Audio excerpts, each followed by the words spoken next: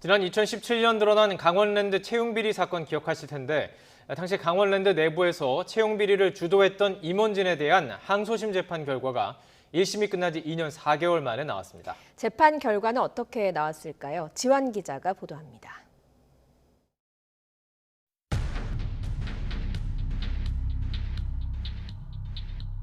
지난 2017년 세상에 처음 알려진 카지노 공기업 강원랜드의 채용 비리 사건.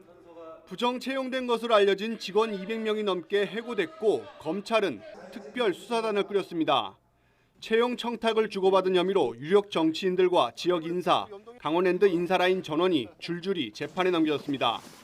4년이 지난 후 재판 결과는 어떨까?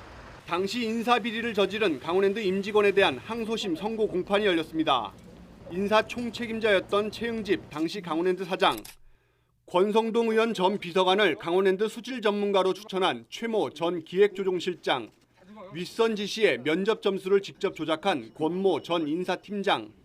1심에 이어 항소심 법원 역시 이들에게 모두 유죄를 선고했습니다. 하지만 일부 무죄 판결을 받고 보석이 취소돼 재수감된 최흥집 당시 사장을 제외한 모두 교도소행을 면했습니다. 징역 1년 확정 후 형기를 만료했거나 집행유예 혹은 무죄를 선고받았습니다. 1심이 끝나고 2019년 3월 시작한 이번 재판은 2년 4개월 넘게 진행됐습니다. 채용을 청탁한 혐의로 기소된 권성동 의원과 염동열 전 의원의 재판이 맞물려 있기 때문이었습니다.